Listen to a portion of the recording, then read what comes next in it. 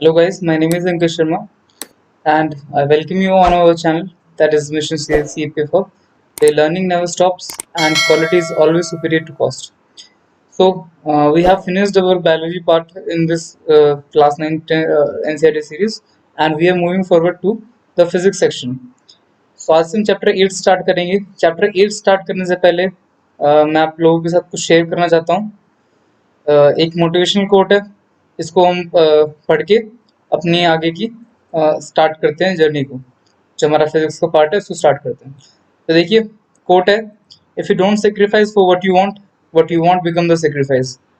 तो इसका मतलब समझे, अगर आप सेक्रीफाइस करने को तैयार नहीं हो जो आपको चाहिए उसके लिए, ठीक है, अपने आराम को, नींद को और बाकी सारी चीज़ों को, कंफर्ट जोन को, तो आपको वो सेक्रीफाइस करना पड़ेगा जो आपको चाहिए. अपने ड्रीम्स को सेक्रीफाइस करना पड़ेगा.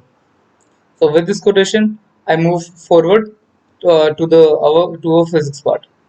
तो देखिए चैप्टर नंबर 8 करेंगे हम. चैप्टर का नाम है मोशन. तो देखिए फर्स्ट ऑफ ऑल मोशन क्या होता है. देखिए मोशन का मतलब होता है कि कोई भी चीज़ जो मूव कर रही हो विद रिस्पेक्ट टू टाइम. ठीक है, जैसे कोई ऑब्जेक्ट है, 9 बजे यहाँ था, 11 बजे वो यहाँ पर पहुँच गया. ठीक है, तो अगर उसकी पोजीशन में टाइम के साथ चेंज आ रहा है तो उसका मतलब क्या है, वो मूव कर रही है और वो मोशन में है. ठीक है, अगर कोई ऑब्जेक्ट जहाँ है वो वहीं का वहीं है और टाइम बढ़ते जा रहा है तो उस ऑब्जेक्ट को हम बोलेंगे रेस्ट पर. ठीक है, तो ये तो हो गया अबाउट मोशन. इससे आगे चलते हैं अब देखिए दो तरह की क्वांटिटीज होती हैं. एक होती है स्केलर क्वांटिटी, एक होती है वेक्टर क्वांटिटी. ठीक है, डिटेल में इसके बारे में हम आने वाले चैप्टर में पढ़ेंगे. बट अब अभी इतना समझ लीजिए कि जो क्वांटिटी हम मेजर कर सकते हैं, मतलब जैसे हमारा जो स्केल्स हैं, ठीक है, जिनमें मैग्नीट्यूड होता है, मैग्नीट्यूड समझते हैं ना आप, कि जिनको मतलब कुछ मेजरमेंट स्केल हो जिनका, वो कहलाते हैं स्केलर क्वांटिटी. जैसे कि आपका एग्जांपल है डिस्टेंस, स्पीड. ठीक है, ये दो एग्जांपल है. वेलोसिटी क्या होता है, वेलोसिटी भी मैग्नीट्यूड होता है वेलोसिटी के अंदर, बट विद डायरेक्शन. ठीक है, मतलब एक पर्टिकुलर डायरेक्शन के अंदर ये चलती है. जैसे कि वेक्टर क्वांटिटी का एग्जांपल है वेलोसिटी, डिस्प्लेसमेंट. ठीक है, ये दोनों एग्जांपल हैं. डिस्प्लेसमेंट और वेलोसिटी. स्पीड, वेलोसिटी होता है स्पीड की तरह रिलेशन में, और डिस्प्लेसमेंट होता है डिस्टेंस की तरह, बस दोनों में डायरेक्शन होता है. देखिए अब एक चीज जो इंपॉर्टेंट आपको ध्यान रखनी है, वो क्या ध्यान रखनी है, कि जो वेक्टर क्वांटिटीज है जैसे वेलोसिटी और डिस्प्लेसमेंट है, ये डायरेक्शन के साथ चेंज हो जाती हैं. ठीक है, जैसे फॉर एग्जांपल ये एक बॉक्स है. ठीक है, अगर मुझे ये मेरा ए बोल दीजिए, आप इसको इसको बी बोल दीजिए और इसको सी बोल दीजिए. अगर मुझे ए से बी जाना है, ठीक है, तो अगर मैं ए से सी जा रहा हूँ, सी से बी जा रहा हूँ, ये फुल लेंथ में कवर कर रहा हूँ, तो ये क्या हो जाएगा, मेरा डिस्टेंस हो जाएगा. ठीक है, total length of the path is known as the distance. अगर मुझे डिस्प्लेसमेंट निकालनी है इसकी, तो डिस्प्लेसमेंट मैं निकालूंगा ऐसे. ठीक है, displacement is the shortest distance. ठीक है, वो डिस्टेंस जो सबसे शॉर्टेस्ट हो और हमेशा एक ही डायरेक्शन में हो. देखिए यहाँ पे डायरेक्शन चेंज नहीं हो, ये सीधी सीधी इसी डायरेक्शन चलती रही, पर देखिए डिस्टेंस पहले इस डायरेक्शन में था, फिर डायरेक्शन उसका चेंज हो गया. ठीक है, तो सेम ऐसे वेलोसिटी में होता है. जब आप इस यहाँ पर चल रहे हो एक कोई स्पीड से, ठीक है, जैसे आपका डायरेक्शन चेंज हो गया तो स्पीड तो आपकी चेंज नहीं होगी. स्पीड तो आपकी हम वही मानेंगे कि स्पीड जो आपने पहले कंटिन्यू करी थी उसी को हम आगे कैरी ऑन करेंगे, पर वेलोसिटी आपकी यहाँ पर नहीं हो जाएगी. ठीक है, अब वो क्या होती है मैं आपको बताऊंगा. अब देखिए दो तरह के मोशन होते हैं. First is uniform motion, second is non uniform motion. अब देखिए यूनिफॉर्म मोशन क्या होता है. देखिए आपने स्कूल में देखा होगा कि हम लोग के पास, सबके पास यूनिफॉर्म होती है. अब उस यूनिफॉर्म का मतलब क्या होता है, उसका मोटिव क्या होता है उसके पीछे. तो जो मेजर मोटिव है उसके पीछे वो यही है कि जो भी बच्चा आ रहा है, चाहे वो अमीर है चाहे गरीब है, सबको एक जैसा फील होना चाहिए. किसी को भेदभाव या फिर अनइक्वालिटी जैसी फीलिंग आना चाहिए कि मैं यहाँ पे पुअर हूँ, मैं यहाँ पे रिच हूँ. बिकॉज वहाँ पे आपको पता है एजुकेशन इज लाइक टेम्पल. ठीक है, तो सिमिलरली यूनिफॉर्म का मतलब क्या होता है, जो चेंज ना हो. ठीक है, जो सब में सिमिलर हो. तो यूनिफॉर्म मोशन क्या होता है, ऐसा मोशन जिसमें आप इक्वल टाइम में इक्वल डिस्टेंस को कवर कर रहे हो. ठीक है, आप मान लीजिए आपने पहले 2 सेकंड में आपने 2 मीटर कवर किया, अगले 2 सेकंड में आपने फिर से 2 किया, अगले 2 सेकंड में फिर से आपने 2 किया, तो उसका ग्राफ कुछ ऐसा बनेगा। ये यूनिफॉर्म मोशन का ग्राफ है, सीधा बनता है। नॉन यूनिफॉर्म में मान लीजिए पहले आपने 2 सेकंड में 2 मीटर कवर किया, फिर अगले दो में आपने एक ही किया, अगले दो में आपने 5 कर लिया, अगले दो में आपने एक ही किया। ठीक है, तो सिमिलरली जिसमें आप ना अनइक्वल डिस्टेंस कवर कर रहे हो अनइक्वल टाइम में, इक्वल टाइम में, तो वहां पे क्या हो जाएगा, वो आपका नॉन यूनिफॉर्म मोशन कहलाएगा। ठीक है, अब आगे चलते हैं। देखिए एवरेज स्पीड आप लोग को पता है, एवरेज स्पीड क्या होता है। एवरेज एक्चुअली में एवरेज क्या होता है कि total sum of all the quantities over total number of quantities. ठीक है, तो सिमिलरली यहाँ पे भी हम ऐसे करते हैं। देखिए स्पीड का फॉर्मूला क्या होता है, speed is equals to distance upon में टाइम। ठीक है, तो एवरेज स्पीड क्या हो जाएगी, टोटल डिस्टेंस अपॉन में टोटल टाइम। ठीक है, जितना आपने रास्ते में डिस्टेंस कवर किया है और उस रास्ते को कवर करने के लिए आपको जितना टाइम लगा है, वो आपका एवरेज स्पीड हो जाएगी। ठीक है, तो देखिए इससे रिलेटेड आपको क्वेश्चन भी मिल सकता है छोटा मोटा, जैसे यहाँ पर दे रखा क्वेश्चन है, आप करके देख लीजिएगा। अगर आपसे नहीं होता तो आप कमेंट बॉक्स में मुझे पिंग कर सकते हो, या फिर आप टेलीग्राम चैनल पे भी हमें मैसेज कर सकते हो। हमारा टेलीग्राम चैनल नेम है मिशन सीपीएफ हब, जहाँ पर हम डिफरेंट टाइप्स ऑफ क्वेश्चंस के आंसर भी देते हैं, और साथ में हम guidance mentorship plus different programs run कर रहे हैं। जैसे अभी हमारा यलगा 3.0 बैच स्टार्ट होने वाला है, that is for paper 2 answer writing, and very useful. We have got very positive response about that batch. So if you want to join, you can contact Swapnil sir for that. अब देखिए ये तो average speed की बात होगी। अब आ जाती है एवरेज वेलोसिटी। एवरेज वेलोसिटी क्या होती है, average velocity is initial velocity plus final velocity upon में 2। ठीक है, हम इनिशियल वेलोसिटी को डिनोट करते हैं यू से, फाइनल वेलोसिटी को डिनोट करते हैं वी से। ये सिंबल से याद रखिएगा आप। ठीक है, और डिवाइड कर दीजिए इनको 2 से।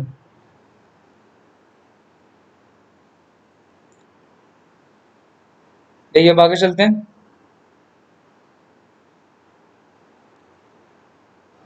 यहाँ पे देखिए ये एक न्यूमेरिकल मैं आपको बताता हूँ। देखिए Usha swims in a 90 meter long pool. She covers 180 meter in 1 minute by swimming from one end to another and back along the same straight path. Find the average speed and average velocity of Usha. अब देखो क्या होता है कि ये आपका जैसे मान लीजिए स्विमिंग पूल है। ठीक है, उषा कोई स्विमर है, वो स्विम करती है 90 मीटर, इसकी 90 मीटर लेंथ है पुल की। ठीक है, 1 मिनट में 90 मीटर कवर करती है। अभी 1 मिनट में क्या करती है, एक कोने से दूसरे कोने में पहुंचती है और वहां से वापस भी चली जाती है। ठीक है, तो उसकी एवरेज स्पीड बतानी है और एवरेज वेलोसिटी बतानी है। तो देखिए एवरेज स्पीड हमने पढ़ा था टोटल डिस्टेंस अपॉन में टोटल टाइम। ठीक है, तो ये यहाँ से यहाँ पर जाके और यहाँ से वापस भी जा रही है। ठीक है, तो एक पॉइंट से दूसरे पॉइंट तक 90 मीटर का डिस्टेंस है, यहाँ से यहाँ तक फिर 90 होगा, तो टोटल डिस्टेंस कितना हो गया 180 मीटर। और टाइम कितना लिया उसके लिए उसने 1 मिनट। अब देखिए 1 मिनट यहाँ पे आप नहीं ले सकते, आपको यहाँ पे 60 सेकंड लेना पड़ेगा। रीजन बिहाइंड क्या है कि टाइम की जो एसआई यूनिट है वो है सेकंड्स। ठीक है, कभी न्यूमेरिकल सॉल्व करना है जब तक क्वेश्चन में स्पेसिफाई नहीं किया गया कि आपको किसी पर्टिकुलर यूनिट में निकालना है, तब तक आपको हमेशा उसको एसआई यूनिट में ही सॉल्व करना है। ठीक है, तो टोटल डिस्टेंस आपका 180 मीटर, टोटल टाइम आपका 60 सेकंड्स। तो आपकी यहाँ पे एवरेज स्पीड क्या आती है 3 मीटर पर सेकंड, मतलब कि हर सेकंड में आपने 3 मीटर डिस्टेंस को कवर किया है। अब आती है एवरेज वेलोसिटी। एवरेज वेलोसिटी देखो मैंने जैसे आपको बताया था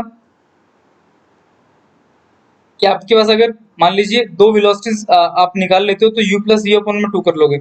इनकेस आपके पास दो वेलोसिटीज नहीं है तो आप क्या करो, डिस्प्लेसमेंट अपॉन में टाइम कर दो। जैसे स्पीड के लिए डिस्टेंस अपॉन टाइम है, वैसे ही वेलोसिटी के लिए डिस्प्लेसमेंट अपॉन टाइम आएगा। डिस्प्लेसमेंट क्यों आएगा, क्योंकि वेलोसिटी क्या है मैंने आपको बताया था स्पीड विद डायरेक्शन, वैसे डिस्प्लेसमेंट क्या है लेंथ विद डायरेक्शन। ठीक है, तो आप यहाँ पे डिस्टेंस नहीं ले सकते क्योंकि डिस्टेंस में डिफरेंट डायरेक्शन चेंज होते हैं, डायरेक्शन चेंज होती है वेलोसिटी चेंज हो जाएगी।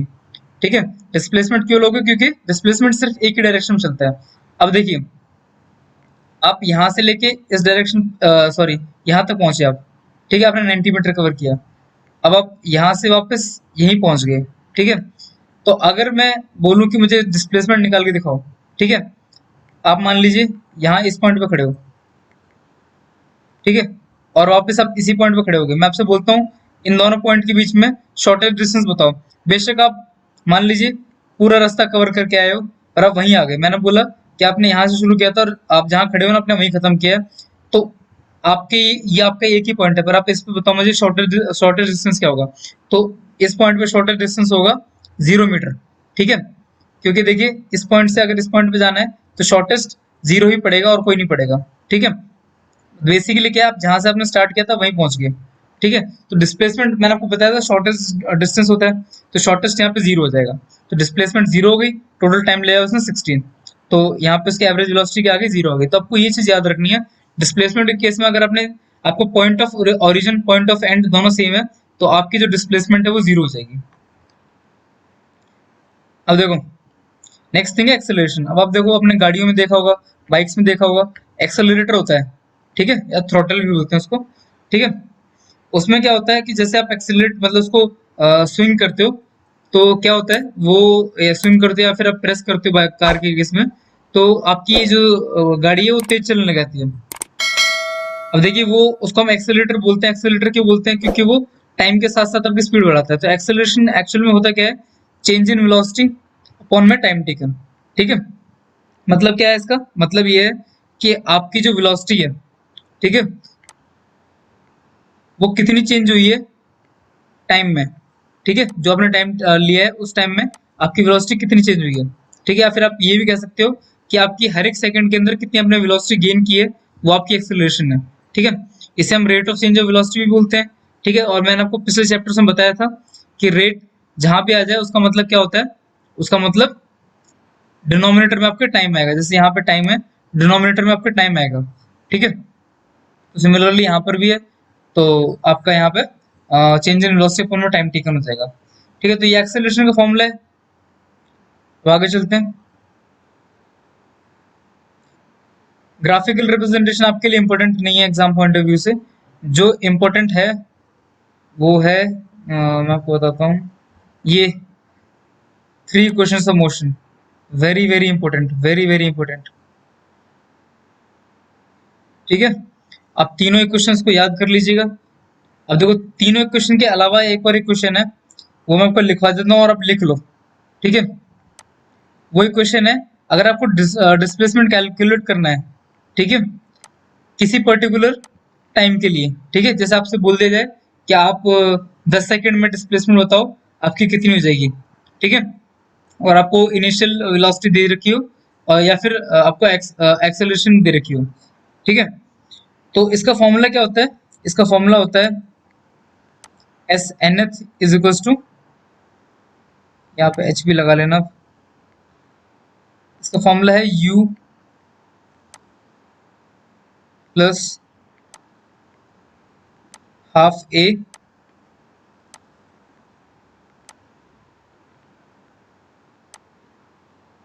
To n minus one, bracket में 2n-1।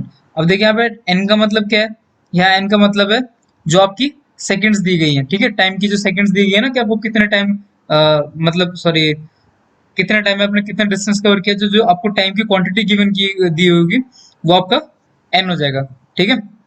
नंबर ऑफ सेकंड्स बोल सकते हो, नंबर ऑफ मिनट्स कह सकते हो, वो n की जगह आ जाएगा।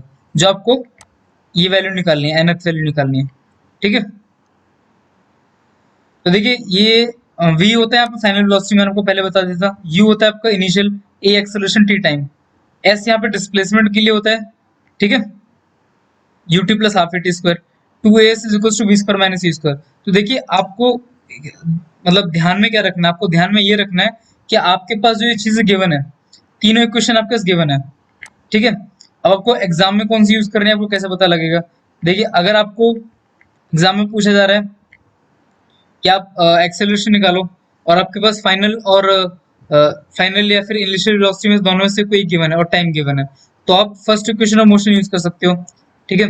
अगर आपको डिस्टेंस कैलकुलेट करना है तो देखिए डिस्टेंस कैलकुलेट करने के दो फॉर्मूले, ये भी है और ये भी है, और दोनों में फर्क क्या है, अगर आपको टाइम गिवन है तो आप ये वाला लगाओ, और टाइम नहीं गिवन तो नीचे वाला फॉर्मूला यूज कर सकते हो आप, जो 2as equal to v square minus u square है, ठीक है।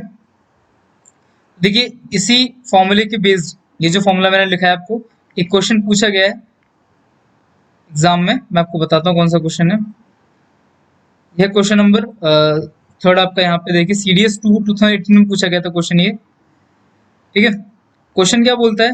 क्वेश्चन बोलता है particle moves with uniform acceleration, कोई एक पार्टिकल है वो यूनिफॉर्म एक्सेलरेशन से मूव कर रहा है एक स्ट्रेट लाइन में, ठीक है, और रेस्ट से स्टार्ट हुआ है वो, रेस्ट मतलब वो आदमी या ऑब्जेक्ट कोई भी था, वो पहले स्टेशनरी था, रुका हुआ था, फिर उसने मूव करना स्टार्ट किया। तो मतलब इनिशियली उसके अगर मैं वेलोसिटी या स्पीड बोलूं कि कितनी थी, तो जीरो थी, क्योंकि खड़ी हुई चीज की तो कोई वेलोसिटी है ही नहीं। अब देखिए खड़ी हुई चीज की कोई स्पीड या वेलोसिटी हो सकती है, नहीं हो सकती ना, तो वो वहां पे मेरी जीरो हो गई। ठीक है, the percentage increase in displacement during the 6th second compare to that of the 5th second is about.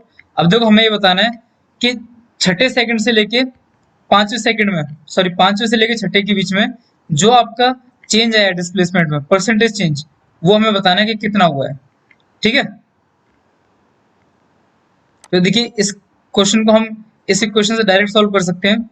ये जो हमारी क्वेश्चन है यहाँ पे, तो देखिए हमने क्या लिखा है, एस एन एथ, तो यहाँ पे एस एन एथ की जगह क्या क्या आ जाएगा हमारा, हमें देखिए परसेंटेज का फॉर्मूला क्या होता है, चेंज इन वैल्यू अपॉन में इनिशियल वैल्यू इनटू 100। तो देखिए हमें 5th और 6th सेकंड दोनों की डिस्प्लेसमेंट कैलकुलेट करनी पड़ेगी पहले।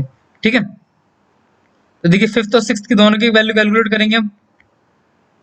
तो वैल्यू कैलकुलेट करने के लिए पहले मैं निकालता हूँ 5th की वैल्यू। ठीक है, 5th की वैल्यू निकालता हूँ, तो यहाँ पे मैं S5 कर दूंगा, 5th सेकंड के लिए वैल्यू निकाल रहा हूँ। तो देखिए मैंने आपको जैसे बताया कि वो रेस्ट से स्टार्ट हो रहा है, रेस्ट से कोई चीज स्टार्ट होती है तो उसकी इनिशियल वेलोसिटी जीरो हो जाती है, तो ये u हमारी जो टर्म है वो जीरो हो गई। ठीक है, u मेरा जीरो हो गया, तो मैं u को जीरो बना रहा हूँ, आप ये मत समझिए यहाँ पे जीरो होता है। ठीक है, प्लस हाफ a, तो देखिए a को मैं a लिख देता हूँ, a की कोई वैल्यू मुझे गिवन नहीं है और निकालनी भी नहीं है मुझे, कोई मतलब उसका फायदा भी नहीं है। 2n, मैंने आपको n बताया था, n क्या होता है, टाइम, तो 2 इंटू यहाँ पे 5 हो जाएगा आपका।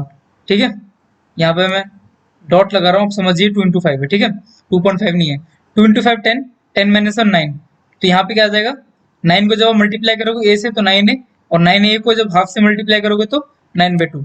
तो 5th सेकंड के लिए आपकी जो डिस्प्लेसमेंट आ जाएगी वो कितनी आ जाएगी, 9/2 ए। अब देखिए मेरे से यहाँ पे एक्सेलरेशन नहीं पूछी, इसलिए मैं एक्सेलरेशन नहीं निकाल रहा, मैंने उसको एज इट इज 9/2 ए ले लिया। अब देखिए सेकंड जो 6th सेकंड के लिए निकालनी है मुझे। ठीक है, अभी मैं 6th सेकंड के लिए कैलकुलेट करता हूँ। 6th सेकंड के लिए मुझे कुछ नहीं करना, ये सेम फॉर्मूला अप्लाई करूंगा मैं यहाँ पे S6 लगा देता हूँ, मतलब 6th सेकंड के लिए डिस्प्लेसमेंट निकालने के लिए। अब मेरा फिर से इनिशियल वेलोसिटी जीरो रहनी है, क्योंकि इस केस में भी वो रेस्ट से उठा था। ठीक है, ए को मैं ए लूंगा, यहाँ पे 2 इंटू 5 की जगह 2 इंटू 6 लूंगा, क्योंकि एन की वैल्यू मेरी 6 है। ठीक है, मेरा जो टाइम है यहाँ पे वो मुझे डिस्प्लेसमेंट 6th सेकंड के लिए निकालनी है। तो 2 इंटू 6 12, 12 माइनस 1 11, 11 इंटू ए 11 ए, और 11 ए इंटू हाफ 11/2 ए, तो 11/2 ए आ गया मेरा यहाँ पर 6th सेकंड के लिए। ठीक है, तो देखिए परसेंटेज चेंज निकालना है, परसेंटेज कितना चेंज हुआ है, तो पहले हम निकालेंगे इन दोनों के बीच का डिफरेंस। ठीक है, इन दोनों के बीच का चेंज अपॉन में जिसके मैं रिलेशन में निकाल रहा हूँ, मतलब या फिर जिसके कंपैरिजन में। ठीक है, तो 5th के हिसाब से 6th में कितना चेंज आया है हमें वो बताना है। ठीक है, तो पहले हमें 5th के हिसाब से 6th में कितना चेंज हुआ है, पहले चेंज लिखेंगे, अपॉन में नीचे लिखेंगे 5th कितनी वैल्यू थी हमारी, मतलब इनिशियल वैल्यू जिससे हम कंपेयर कर रहे हैं वो वैल्यू कितनी थी। ठीक है, हम तभी तो बता पाएंगे कि हमारी वैल्यू जो भी थी एक्स जेड जो भी वैल्यू आएगी हमारी वो वैल्यू थी, और उसमें इतना इंक्रीमेंट हुआ है इतना डिक्रीमेंट हुआ है, उसको होने के बाद हम कैलकुलेट करेंगे कि वो कितना परसेंटेज वैल्यू है। ठीक है, तो देखिए मैं चेंज निकालने के लिए दोनों को माइनस करूंगा, 9/2 ए और 11/2 ए, तो दोनों को माइनस करूंगा, डिनोमिनेटर सेम है मेरा तो मुझे एलसीएम लेने की जरूरत नहीं है। 11 माइनस 9 मेरा 2 आ जाएगा। ठीक है, नीचे 2 ही रहेगा मेरा, तो 2/2 ए आ जाएगा, 2/2 ए, दोनों कट जाएंगे। ठीक है, तो मेरा चेंज कितना आया, मेरा चेंज आया 1। ठीक है, 1 अपॉन इनिशियल वैल्यू मेरी कितनी है, इनिशियल वैल्यू मतलब 5th सेकंड की वैल्यू, 5th सेकंड की वैल्यू मेरी 9/2 है।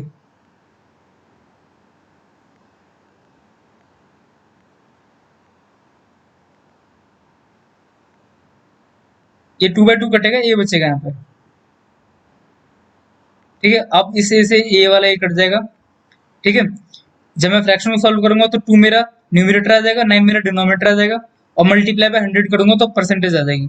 जब मैं सॉल्व करूंगा तो मेरे पास ये आ जाएगा 2/9 मल्टीप्लाई बाय 100, सॉल्व करने पे मेरा बनेगा ये नियर टू, सॉरी मेरा 100 बहुत गंदा बना है, ठीक है, आप ठीक कर लेना। तो 2 × 100 में डायरेक्ट सॉल्व करता हूँ, 200 में सॉल्व करूंगा तो ये आ जाएगा मेरा नियरली 22% ठीक है। तो मेरा आंसर कितना आ जाएगा, 22% आंसर आ जाएगा, ठीक है। अब मैं आंसर चेक करता हूँ, मेरा बी है आंसर 22%, ठीक है। तो मेरा ऐसे आंसर आ गया। तो देखिए ये फॉर्मूला बेस्ड क्वेश्चन था, तो सबको फॉर्मूला लगाना था और सिंपल इसमें लॉजिक लगाना था, ठीक है। तो ये फॉर्मूला आप नोट कर लेना, इक्वेशन इंपॉर्टेंट है, इसके बेस पे क्वेश्चन आ रखा है और इन फ्यूचर भी चांसेस है कि आ जाए क्वेश्चन, ठीक है। अब देखिए यहाँ पे, अब देखिए ऑप्शंस में सब में 11% गैप है, ठीक है। तो जब जब आपका गैप बहुत बड़ा हो, ठीक है, मतलब परसेंटेज गैप ज्यादा बड़ा हो, तो मैं आपको एक शॉर्ट ट्रिक बताता हूँ। आप क्या कर सकते हो, आप एक और चीज यूज कर सकते हो। देखिए आपने ऐसे देखा कि 5th सेकंड से 6th सेकंड में गया, ठीक है। एक्सेलरेशन आपकी यूनिफॉर्म है, यूनिफॉर्म में मतलब क्या है कि जितनी आपकी पहले 5th सेकंड में एक्सेलरेशन थी उतनी आपकी 6th में रहेगी, ठीक है। उसमें तो कोई चेंज आना नहीं है, नहीं आना ना। तो 6th सेकंड पे आपकी 6 ए रहेगी, ठीक है। मतलब 6 time into acceleration is equals to your actual acceleration, ठीक है। 5th सेकंड के लिए 5 ए रहेगी, ठीक है। 5 × a जितनी भी आपकी एक्सेलरेशन होगी उसकी वैल्यू को आप 5 से मल्टीप्लाई कर दीजिए, आपकी एक्चुअल एक्सेलरेशन आ जाएगी, ठीक है। तो देखिए दोनों के बीच का डिफरेंस कैलकुलेट कीजिए, दोनों के बीच का डिफरेंस कितना है, 1 है डिफरेंस दोनों का, ठीक है। तो दोनों के बीच में डिफरेंस 1 है और मेरी इनिशियल वैल्यू कितनी है जिसके ऊपर मुझे कैलकुलेट करना है, मुझे 5a से चेक करना है कि 5a से कितना चेंज आया है उसमें, ठीक है। तो 1a upon 5a multiply by 100, ठीक है। जब आप इसको सॉल्व करोगे तो a से a कट जाएगा, 5 से 100 को काटोगे, ये आ जाएगा आपको 20%, ठीक है। ये आपको आंसर ऑप्शन में नहीं मिलेगा, ठीक है। पर मैंने आपको आंसर ये क्यों बताया, मैंने आपको इसलिए बताया क्योंकि मैंने बोला आपको ऑप्शंस में गैप 11% का, मतलब अगर 1-2% गैप आ रहा है तो आप इसको यूज मत करिए। अगर आपका गैप अबव 10% है तो आप इसको यूज करिए, क्योंकि आपको ये नियर बाय आंसर ला के दे देगा, ठीक है। तो 20% आया, 20% नियर बाय 22 के, ठीक है। तो आपका ये आंसर ठीक हो जाएगा। तो याद रखिए इसको तभी यूज करना जब आपके ऑप्शंस में गैप ज्यादा हो। अब देखिए आगे चलते हैं।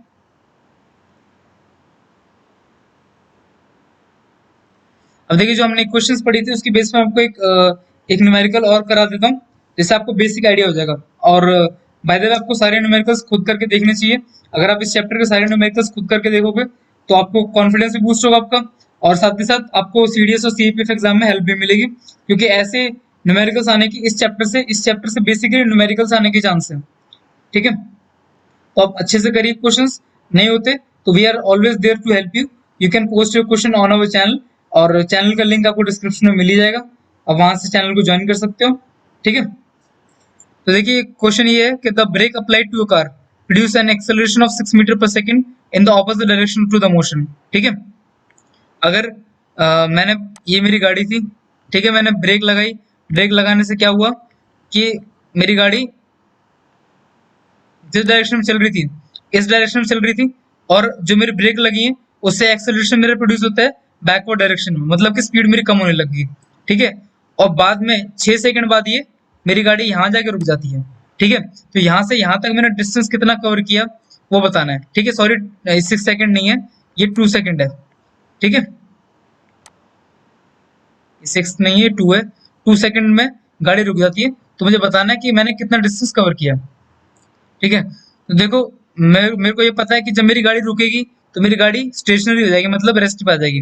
तो जब रेस्ट पे आ जाएगी तो मेरी वेलोसिटी कितनी हो जाएगी, 0, मतलब फाइनल वेलोसिटी मेरी 0 रहेगी।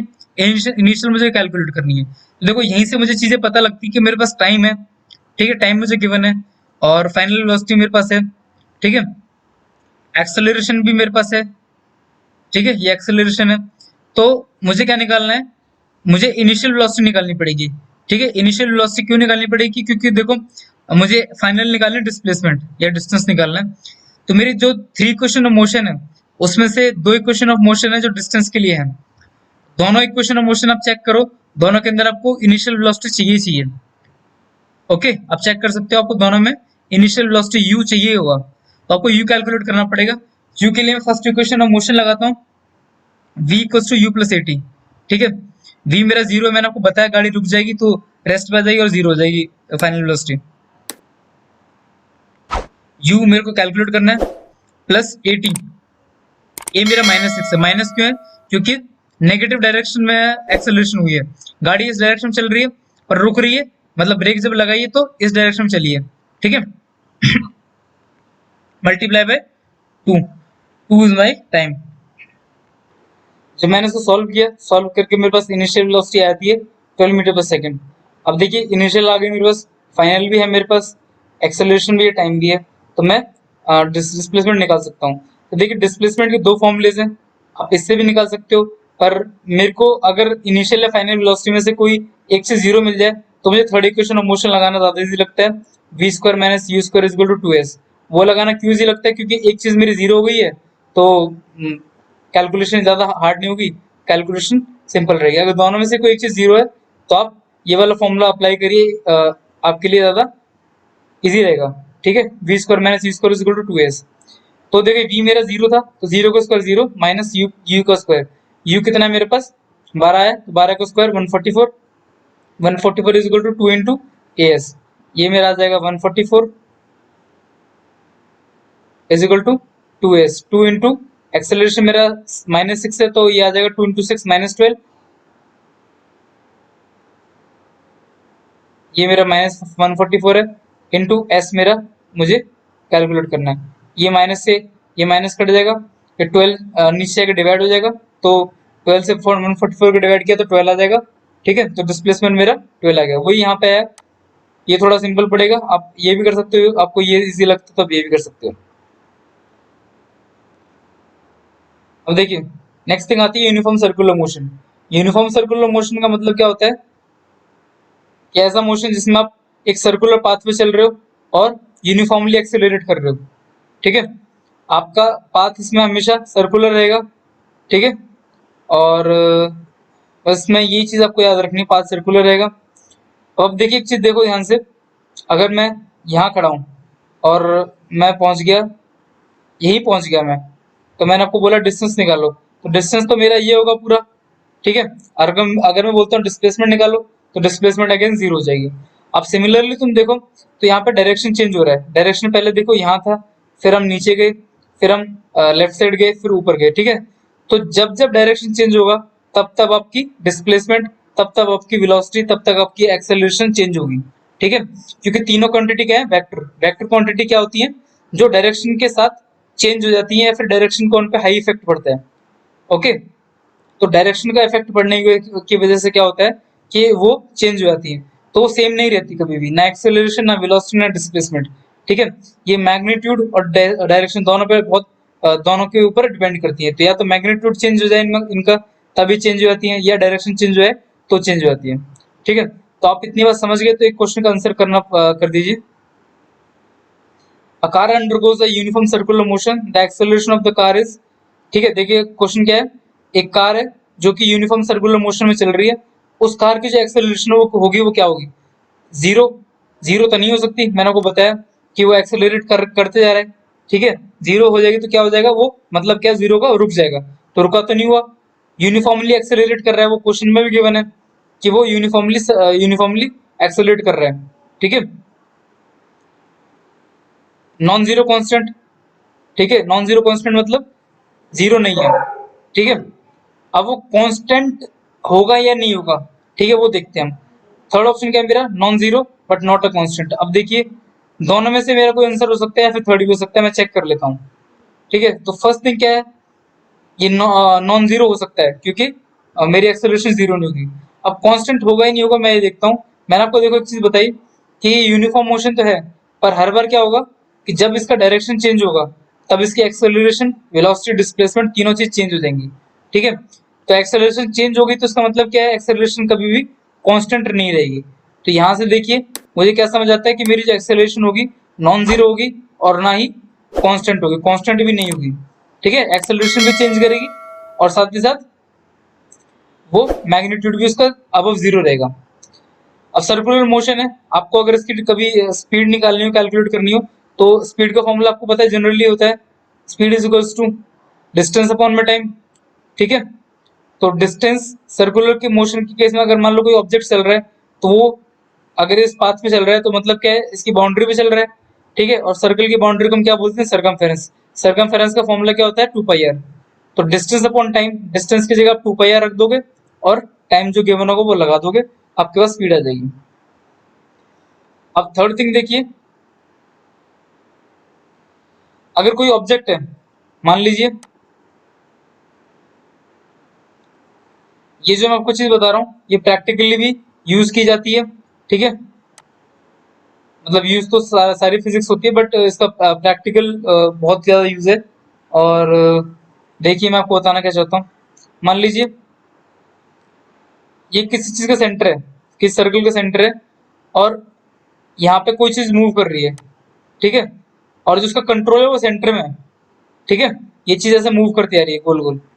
तो देखो अब क्या होगा कि जब भी यहाँ से कनेक्शन ब्रेक होगा, ठीक है, जब भी यहाँ से कनेक्शन ब्रेक होगा तो जो इस चीज को हम कंट्रोल कर रहे हैं उसकी पोजीशन जहां पर भी होगी, जैसे मान लो यहाँ हो या फिर यहाँ हो, जहां पर भी जब पॉइंट ब्रेक कनेक्शन ब्रेक हो रहा है, at the time of break of connection, जो भी उसकी पोजीशन होगी वो उसी पोजीशन से कहाँ जाएगी, वो उस पोजीशन से उस सर्कल के गोल जाएगी या फिर सीधा जाएगी या ऊपर जाएगी, कहाँ जाएगी।